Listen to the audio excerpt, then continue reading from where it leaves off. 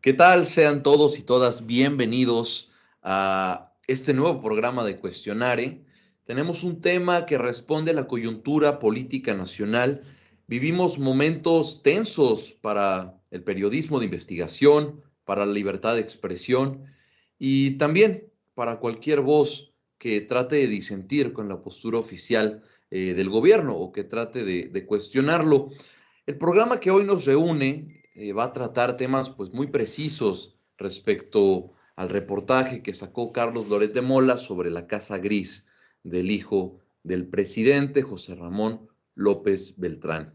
Para hablar de este tema que sin duda es muy trascendental y me atrevería a decir que marca un punto de referencia para el sexenio del presidente López Obrador, me acompañan dos grandes amigas mías, destacadas internacionalistas y Regi también abogada.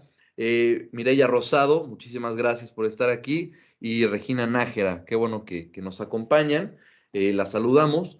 Y para empezar, me voy a ir contigo, Regi, y preguntarte, el presidente López Obrador ha cargado la bandera del combate a la corrupción, de la austeridad republicana, de evitar los lujos, de evitar el derroche de dinero, condenar el conflicto de interés.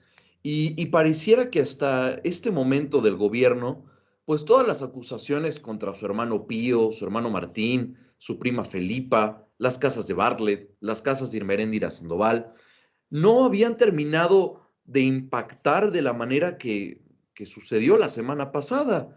Eh, el hijo del presidente, como habíamos mencionado, pues se vio en un escándalo.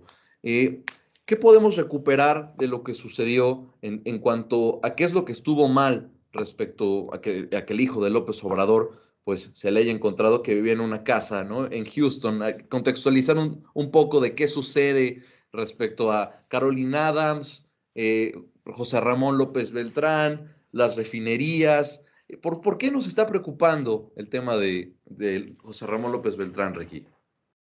Bueno, pues yo creo que el problema recae más en los intereses que se ven de por medio, en la casa y el costo que tiene y los vínculos que tiene también con Pemex. Yo creo que no es tanto del problema acerca de el presidente y de dónde se encuentra su casa, sino que también justamente cómo se va creando esta ventana de humo en la que AMLO está tratando de traer una postura justamente anticorrupta, en la que es transparente y sin embargo está haciendo completamente lo opuesto.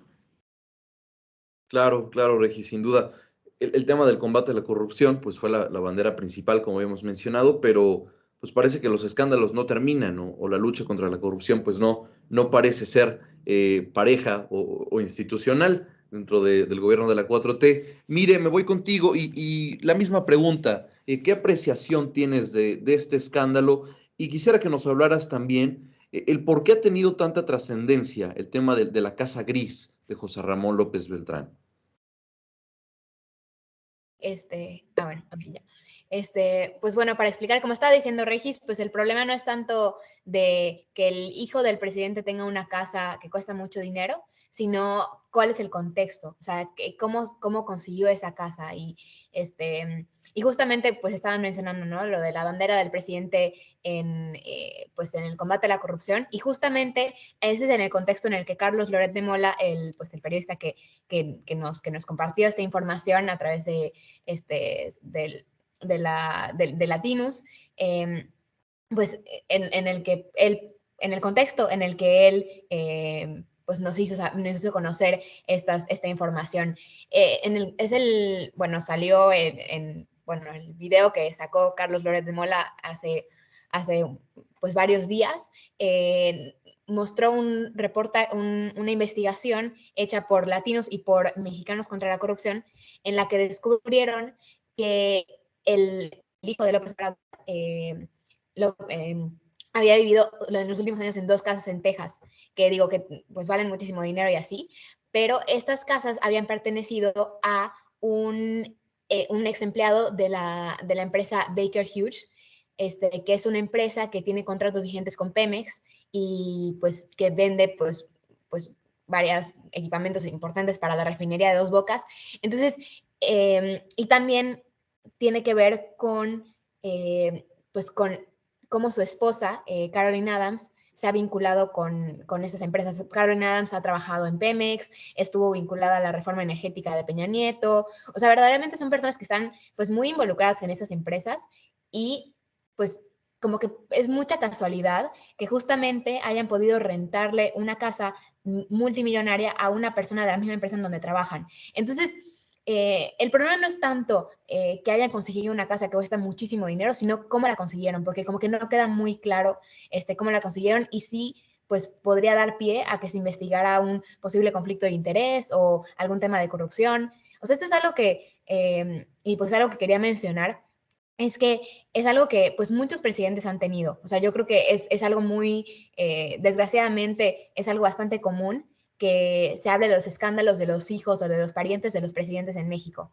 Y a mí me parece que ahorita vamos a hablar un poco de la reacción de López Obrador, que pues lo que más le afecta y lo que más le molesta es que justamente él se quería pintar como el presidente diferente y el que no es como los demás, como el que rompe con los gobiernos anteriores que eran corruptos. Y ahorita, pues lo que parece y lo que está haciendo este reportaje de Latinus es, pues, mostrar que no es tan diferente de los demás presidentes, que él no tampoco, él no se escapa de los escándalos. Ahorita es como, digo, ya como mencionaste, con su hermano y así, pues ya ha habido otros escándalos, pero como que es más directo y más evidente.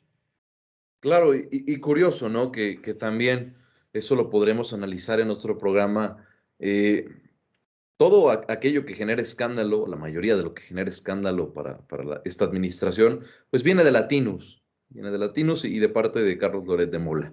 Eh, Me parece interesante también, pero creo que mencionas algo clave, mire, el tema de que la casa, la primera casona de Houston, el arrendador era este alto funcionario de Baker Hughes, una empresa que tiene contratos multimillonarios vigentes con Pemex, y ahí es donde está el conflicto de interés.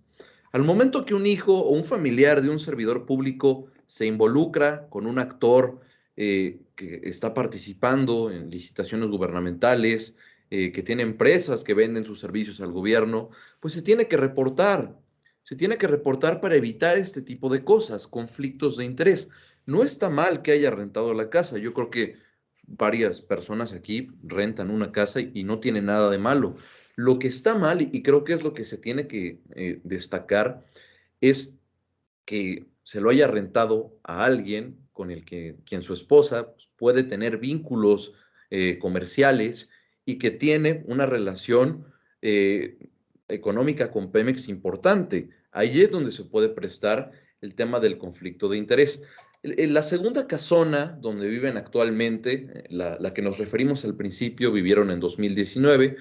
eh, Actualmente en 2021 viven en Houston y esta casona, pues lo que impacta es el valor, ¿no?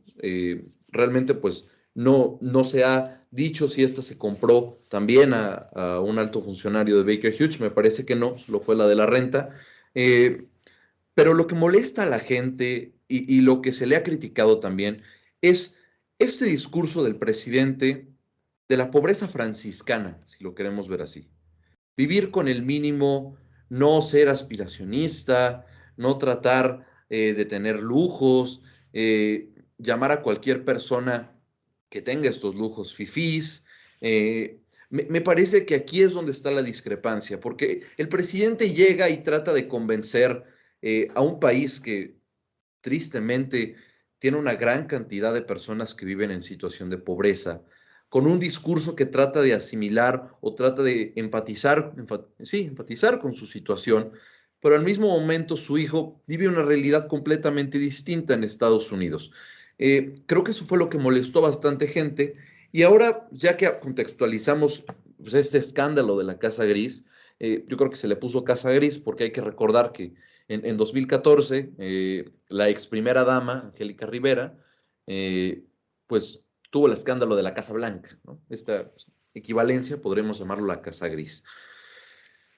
Regi, me voy contigo ahora y vamos a analizar pues lo que pasó con el presidente. Este reportaje me parece que sale un miércoles, sale un lunes o un miércoles, y el presidente, pues, la semana donde sale el reportaje, se dedica a despotricar contra Carlos Loret de Mola. Sabemos que el presidente tiene un espacio de comunicación política que nadie más tiene en este país, y es una conferencia de prensa de 7 a 9 de la mañana, los 5 días hábiles de la semana, lunes a viernes, donde él puede controlar el discurso de lo que está sucediendo en este país.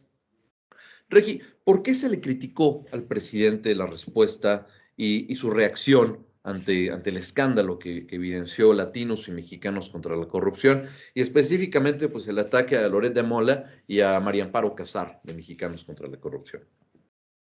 Bueno, pues a mí me parece increíble que haya dicho esto, ¿no? Porque, o sea, no solamente violó el derecho, la Constitución y el derecho a la integridad de Loret de Mola, puesto que, o sea, es una completa invasión a la privacidad, sino que también con todo esto también violó otras 3 leyes del país, entre ellas la protección de datos personales, responsabilidad administrativa y, en suma, el Código Fiscal. Entonces, a mí me parece algo que es sumamente incongruente, porque todavía estamos viendo la situación de periodistas aquí en México y cómo en menos de un mes ya van 5 asesinatos periodísticos, y cómo poco a poco Andrés Manuel López Obrador intenta arrebatar la verdad a través de todos estos actos de suma violencia, ¿no? Puede ser los asesinatos a los periodistas o este tipo de violencia simbólica que también está haciendo con Loret de Mola. Eso es lo que se le critica más que nada a nuestro presidente, porque en ningún momento tenía el derecho también de exponerlo de la manera en la que lo hizo frente a todo el país, con todas estas audiencias que lo ven todos los días. Entonces, creo que ese es el mayor problema de la situación. Coincido contigo, Regi, y aparte lo hace de una manera muy extraña, ¿no? Poco institucional. Una diapositiva con faltas de ortografía, donde decía residente, donde decía Washington mal escrito. Digo, no parece que es algo que Comunicación Social, de Presidencia de la República, hubiera redactado. Me parece que, no sé si el presidente mismo lo hizo, quiero pensar que no, pero está muy mal hecho. Y fuera de lo que esté mal hecho o de lo que no sea pues algo, un documento, una investigación seria, hay que recordar que el presidente no tiene ningún derecho de estar exhibiendo a periodistas, como mencionas, en un contexto donde se han asesinado ya a 8 o 9 periodistas, me parece, y que desde el púlpito presidencial, desde el estrado de la presidencia, se ataque al periodista como tal, pero no a su investigación. Es lo que me parece más grave.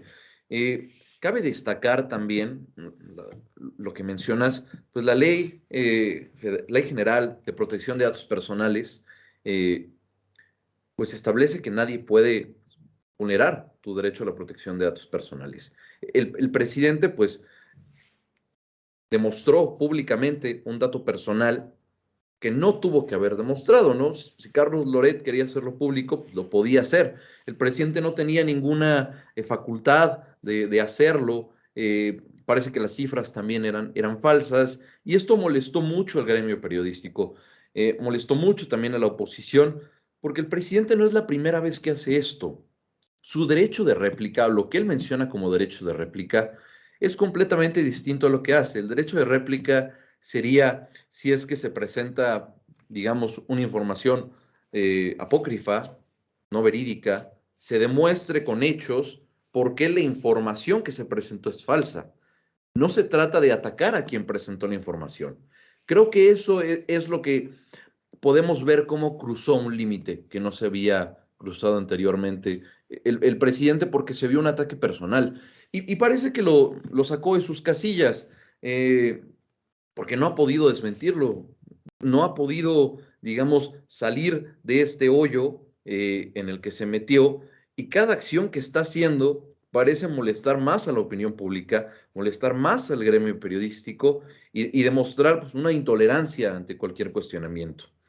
Voy a enfatizar, y ahora paso contigo, mire, eh, sabemos que la 4T busca más allá de la capacidad, eh, la honestidad, busca algo el presidente, y esa la lealtad incondicional a su proyecto. Quien no le ha sido leal, perdón, ha sido exiliado, del régimen, si lo queremos ver así. Sí, bajo la lógica de entierro, encierro o destierro, el presidente ha desterrado a muchas personas. Alfonso Romo, Julio Scherer, Irmeríndira Sandoval, Carlos Ursúa, la lista sigue, John Ackerman, eh, cualquier persona que le sea incómoda, o sea, al presidente no tiene cabida. Y entendiendo eso, pues vimos un comunicado que también preocupa de los gobernadores de la Cuarta Transformación y del grupo de los senadores de Morena, donde expresamente decían que es el presidente mismo quien encarna a la nación y quien está contra él es un traidor a la patria. Esto me preocupa, mire, quiero saber cuál es tu visión respecto a esto. Eh, ¿Qué demuestra sobre la democracia en nuestro país que el oficialismo llame traidor a la patria a cualquiera que no comulgue con sus ideas? Me parece algo muy grave. ¿Qué lectura le puedes dar, mire? Pues mira, la verdad es que yo siempre, y lo comentamos hace rato, yo nunca me he tomado muy en serio los comentarios de AMLO en sus mañaneras. Siempre, y bueno, yo creo que la manera en la que presenta los datos y presenta la información y ese pues derecho de réplica que mencionabas, que no es la primera vez que lo hace. O sea, esa manera de acusar y de criticar a la gente, bueno, que se lo opone, que piensa diferente a él, pues digo, yo nunca pues no sé, yo nunca me lo he tomado en serio, como que siempre he dicho, ay, o sea, se lo saca de la manga, es improvisación, está re mal, la verdad es que queda muy mal, o sea, es muy poco profesional lo que hace, pero nunca me había preocupado tanto como ahora, porque ahora pues está violando la ley, o sea, como dijo Regina, o sea, está yendo en contra de la Constitución, pues sí, es una violación en los datos personales de Carlos Loret de Mola. Y aunque AMLO dice que, como ¿qué dijo en la mañana? Dijo, es que estas empresas tienen un interés público, entonces tienen que hacer pública su información. No, no, no, o sea, no se puede. De hecho, igual, bueno, ahorita contesto lo que me dijiste, pero algo que quería mencionar sobre eso también, antes de pasar a la reacción pues, de su partido, es que también mandó una carta al INAI pidiendo que se explicara, que se investigara a Carlos Loret de Mola, y el INAI ya contestó y dijo que eso no se puede hacer, porque justamente es un particular. O sea, los servidores públicos sí deben ser transparentes y sí deben mostrar cuánto ganan, porque su dinero viene de nuestros impuestos, o sea, viene de las contribuciones de la población. Entonces, obviamente, pues bueno, como son como nuestros empleados, pues nosotros tenemos el derecho de saber cuánto estamos pagando, o sea, cuánto ganan. En cambio, una persona de una empresa privada, pues tiene todo el derecho a ganar lo que, o sea, honestamente, obviamente, pero pues tiene todo el derecho a ganar el dinero que su trabajo le deje, ¿no? Ya, si lo gana de una manera corrupta, pues obviamente ahí sí se le puede perseguir, sí se le puede pues acusar y lo que sea, pero decir cuánto ganan, eso no le corresponde y es una violación a la ley. Y otra cosa que quería mencionar, que no es la primera vez que pasa, es que es esa como desinformación, ¿no? O sea, ¿de dónde sacó esos datos? Él dijo en la mañana, eso me llegó, alguien me lo mandó. Igual con digo que eso la verdad es que hasta da risa lo de la BOA, el bloque, ya no me acuerdo exactamente el nombre, pero ¿cómo era? Bloque amplio opositor. Eso.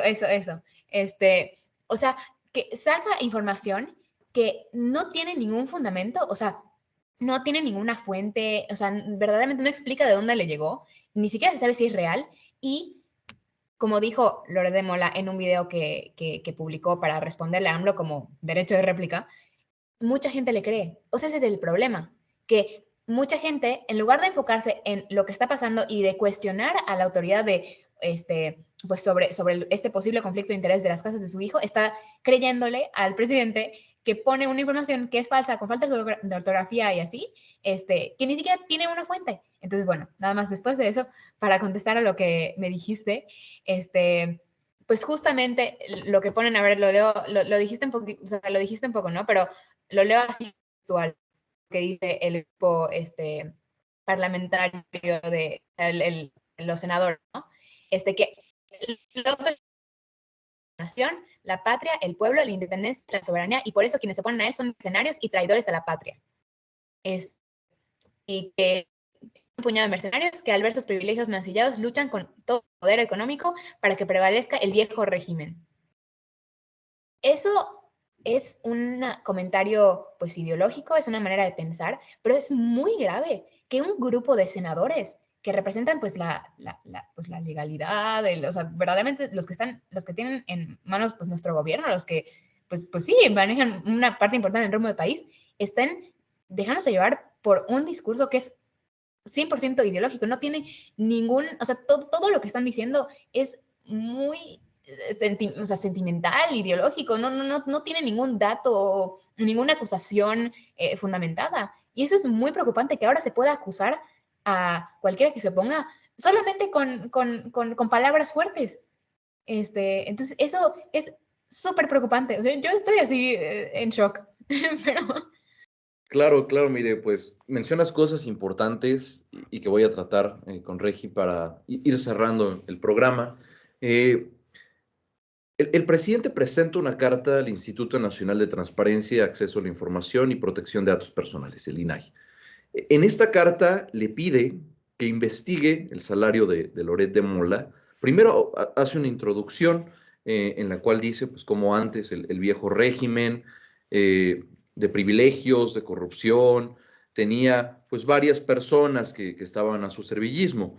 En esencia, le está pidiendo al INAI que tome atribuciones que ni siquiera le corresponden, porque hay que recordar que este instituto se encarga de velar por el artículo, el órgano garante del artículo 6º de la Constitución, en el cual pues, se protege y se garantiza el derecho a acceso a la información, en el cual nosotros como ciudadanos tenemos el derecho de conocer quiénes son nuestros servidores públicos, qué recursos perciben, que cumplan sus obligaciones de transparencia.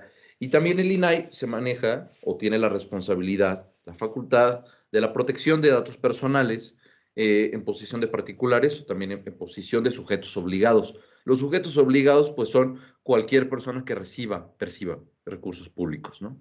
Entonces, estos sujetos obligados pues es el gobierno federal, los gobiernos estatales, municipales, órganos autónomos, sindicatos, etcétera. Hay varios. Lo que preocupa es que el presidente desconozca primero las facultades del INAI, que no haya tenido un asesor. Me parece sorprendente viendo la calidad de asesores que tiene el presidente. Simplemente vean quién es su coordinador de asesores. Eh, Segundo, yo creo que el presidente sabía muy bien que el INAI no podía hacer esto, pero se aprovecha que hay un desconocimiento generalizado de cuáles son las facultades y responsabilidades de los organismos autónomos en este país, y lo que va a utilizar es esta respuesta que le dio el INAI para decir, miren, los órganos autónomos no sirven para nada porque no pueden responder ni resolver la primera cosa que les pido. El tema del ataque a los organismos autónomos es distinto, pero podemos ver cómo el presidente de una situación que le desfavorecía ya la tomó como una excusa para atacar a los organismos autónomos. Paso contigo, Regi, y quiero retomar ya para ir cerrando el tema de, de, la violación, pues claramente a las leyes que hace el presidente. El presidente todavía no, digamos, yo espero que lo comprenda, pero parece que no es así, que el hecho de ser servidor público y ser ciudadano no es un dualismo que se pueda conjuntar en el servicio público. Él le gusta jugar esta idea de que soy presidente, puedo hacer ciertas cosas, pero también soy ciudadano y puedo ejercer derechos como ciudadano. Pero no llega a ser así. Me parece grave lo que está sucediendo en este sentido y quiero preguntarte, cualquier otro presidente, digamos, si lo vemos desde la perspectiva penal, con las versiones estenográficas de la mañanera, pues hay delitos confesos. ¿Qué comentarios te merece esto? ¿Por qué la impunidad sigue prevaleciendo si se fomenta desde la presidencia? Yo creo que justo como dices, ser ciudadano, ciudadana, ser funcionario público o algún tipo de jefe de Estado, sin duda se va a conjuntar. Tienes derechos y obligaciones distintas en ambos cargos y no van a poder cambiar. Sin embargo, sí pienso que lo que AMLO intenta hacer es siempre está apelando a la emoción, justamente como mencionaba. O sea, siempre está apelando a la emoción de la ciudadanía y es ahí donde los tiene. Y yo creo que ese es el peligro del discurso que va manteniendo AMLO. Y porque no le basta con hacer falacias ad hominem, sino que justamente se aprovecha, como mencionas, de la falta. Y recordamos que dentro de los derechos humanos, las obligaciones del Estado tienen que ser promover, proteger y garantizar los derechos humanos, y asimismo es dar la información necesaria acerca del conocimiento que se tiene de estos derechos humanos, lo cual Andrés Manuel López Obrador en ningún momento lo está haciendo, y como mencionas, ¿no? Se cree que por el hecho de ser un jefe de gobierno, por ser el presidente de la República, va a lograr poder cambiar la competencia y la jurisdicción que estos órganos centralizados del gobierno van a tener. Sin embargo, ahí está también otra violación de los derechos humanos que no, estamos viendo que no solamente está haciendo directamente hacia una persona, sino que es hacia toda la ciudadanía. Entonces, a mí también me parece gravísimo toda esta información asimétrica que se va manteniendo en el gobierno, y yo creo que esa impunidad se va a seguir manteniendo siempre y cuando siga habiendo estas partes de asimetría dentro de la misma información que el gobierno debe y tiene la responsabilidad y obligación de darle a la ciudadanía, así como la ciudadanía también de recibirla. Y pues sí pienso que es algo gravísimo que estamos viviendo y que cada vez se vuelve un poco más simbólico. Si ya no es tan explícito, yo creo que se está volviendo estrategias sumamente simbólicas que logran internalizar en toda la ciudadanía. Claro, claro, Regi. Y al final es otro frente más que abre el presidente. Yo creo que no tendría que estar buscando abrir frentes, menos en el tema de la revocación de mandato, que ya viene pronto. Estamos en un periodo de veda electoral, si lo queremos ver así, por la revocación de mandato. Y, y sí, me quedo como conclusión que hay que cuidar el Estado democrático y constitucional de derecho, porque nosotros somos una generación que, para bien o para mal, no le tocó vivir la falta de absoluta de un Estado democrático y constitucional de derecho. Creo que crecimos en un contexto donde la democracia ya era una realidad, la progresividad de la ley era palpable. Esperemos no estar en un periodo de regresión. Yo creo que nadie lo desea, y al final López Obrador va a ser por los próximos 3 años todavía, 2 años todavía más, el jefe del Estado mexicano, y si le va bien a él, le va a ir bien a México. Creo que todos deseamos que le vaya bien a nuestro país, pero sí es importante tener estos espacios donde se hable y también se dé la expresión, un punto de vista de las cosas que evidentemente no se están haciendo bien.